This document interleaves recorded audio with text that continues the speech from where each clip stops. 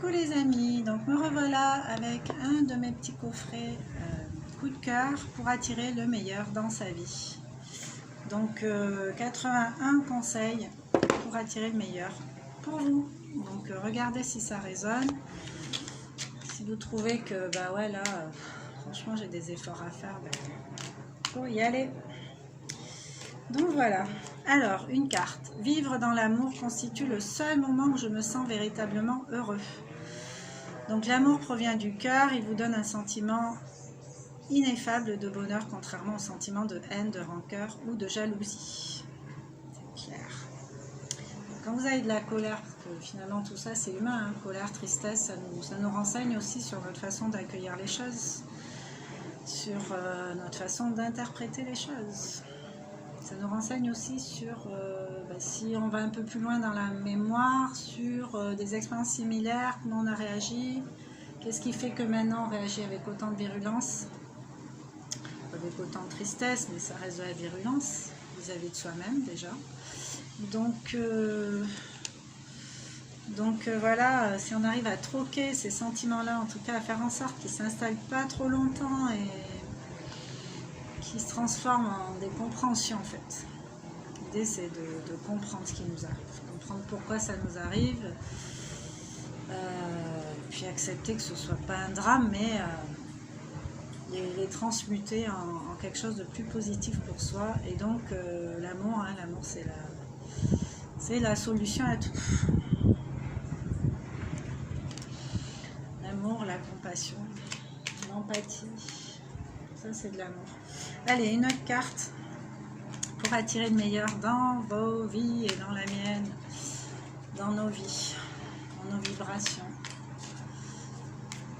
Une carte. Je vais prendre une comme ça. Je fais ce que je dois et non ce que les autres attendent de moi. Notre entourage nous impose souvent des rôles que nous ne désirons pas assumer, mais ce n'est pas lui qui doit diriger notre vie, mais nous-mêmes en suivant notre propre chemin de vie. Mais c'est clair, mais tout le monde n'est pas au courant. Donc je fais ce que je dois et non ce que les autres attendent de moi. Donc du coup, ça veut dire qu'il faut quand même avoir une certaine confiance en soi. Ne pas être trop influençable.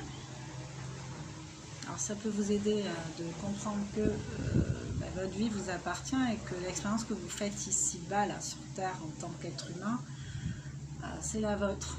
Et qu'il n'y en a aucune qui est identique à celle d'un autre, en fait. Chacun a notre expérience unique, parce qu'on est des individus à part entière, avec des expériences à part entière, avec des perceptions à part entière, et du coup, même deux personnes qui vivent le même événement ne vont pas avoir exactement les mêmes traumatismes, les mêmes réactions. Donc, à partir du moment où on comprend ça et on accepte qu'on est soi-même et que le meilleur service qu'on puisse se rendre, mais non seulement à soi, mais à l'entourage aussi, aux autres, c'est d'être soi-même vraiment pleinement, d'être bien, de se sentir ok avec soi, ce que les autres attendent, limite, peuvent attendre. De toute façon, déjà à la base, ils n'ont pas grand-chose à attendre, hein, sinon rien. Par du respect peut-être, mais je pense que quand on aime quelqu'un, on n'est pas dans une possession, dans des attentes, tout ça. On veut juste que la personne soit épanouie, qu'elle soit bien. Ça s'appelle l'amour inconditionnel. Donc à partir de là, les attentes des autres, ça leur appartient encore une fois. C'est pas les vôtres. Donc je fais ce que je dois et non ce que les autres attendent de moi. Je me fais confiance pour aller vers ce qui me plaît à moi, ce que je ressens comme bon pour moi, ce qui est bien pour moi. Voilà. Là, je vous le souhaite, bon cheminement avec ça. C'est pas du jour au lendemain, c'est sûr, mais on peut s'affranchir d'un environnement trop lourd, trop lourd. Alors, une autre carte. Pour demeurer dans l'harmonie, je cultive le beau et le bon en moi et autour de moi. Pour demeurer dans l'harmonie, je cultive le beau et le bon en moi et autour de moi. Donc, notre environnement nous conditionne sans que nous nous en rendions compte. Marrant comme les cartes se répondent. Éliminons tout ce qui assombrit notre vie et mettons à la place du merveilleux et du joyeux. Voilà. Éliminons tout ce qui assombrit notre vie et mettons à la place du merveilleux et du joyeux. On peut en sortir une certaine fierté. Et tant qu'on est dans la foule, on ne voit pas forcément ce que... Donc on est, c'est quand on s'extrait de la foule, on dit... Moi j'avais cette image, cette impression quand j'étais allée au Festival du Québec, où moi je disais toujours j'ai horreur de la foule, je ne veux pas me retrouver où il y a trop de monde, tout ça, et puis bing, on va au Plaines d'Abraham, on va voir les concerts avec des grosses pointures. Forcément il y avait du monde, hein. Je ne suis pas la seule à avoir envie de voir ça, donc je ne me rendais pas compte, parce qu'en fait il y avait quand même une certaine distance, on n'était pas collés les uns aux autres. Et quand j'ai vu les images à la télé, je me suis dit, ah waouh, c'est une marée humaine en fait, il y avait du monde, je veux dire, s'il avait fallu courir, ça aurait été compliqué quoi. Ben, j'étais dedans, donc je voyais pas, moi je profitais du moment présent, mais une fois avec le recul, une fois à l'extérieur, je dis là, waouh, quand même quoi, c'est là-dedans que j'étais. Donc voilà, enfin ça c'est juste pour l'image, hein. Passez un très bon moment ceci dit. Enfin si vous passez des moins bons moments, ben, prenez du recul, montez sur la plaine et regardez un peu où vous étiez, dans quel bourbier. Alors, une dernière carte. Les opinions différentes ne sont pas des agressions vis-à-vis de moi, mais c'est clair. Si on se sent agressé dès qu'on n'est pas d'accord avec soi, ben, on se condamne à être mal en fait. Donc les opinions des autres nous montrent des façons différentes d'appréhender les événements. Réfléchissons à leur bien fondé afin de sortir d'éventuelles certitudes ou croyances infondées. Tout ça, en fait, c'est fait pour enrichir votre point de vue, vos différents points de vue.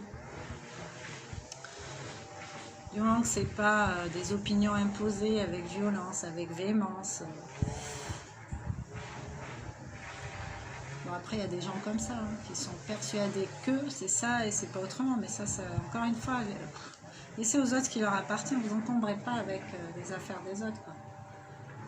C'est sûr, ça peut attiser certains ressentiments négatifs, mais ne les gardez pas, débarrassez-vous de ça. Moi, je sais que quand je me sens noyée par les opinions des autres, ou le jugement, la critique, tout ça, ben moi, je leur dis, quoi, je leur envoie leur bazar, là. Je garde pas. Et du coup, je garde pas ce ressentiment parce que j'ai éjecté, j'ai enlevé ce que j'avais à dire, j'ai pas gardé, quoi. J'ai pas nourri ça, j'ai pas dormi avec. J'ai rendu à César ce qui lui appartient. Voilà.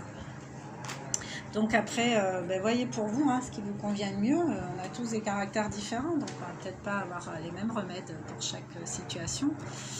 Mais votre remède existe, donc essayez de le trouver si vous ne vous sentez pas bien avec tout ça. Et essayez vraiment d'attirer le meilleur dans votre vie, le meilleur pour vous. La bonne nouvelle, c'est que le meilleur déjà de votre vie, c'est vous. Donc à partir de là, ben, essayez de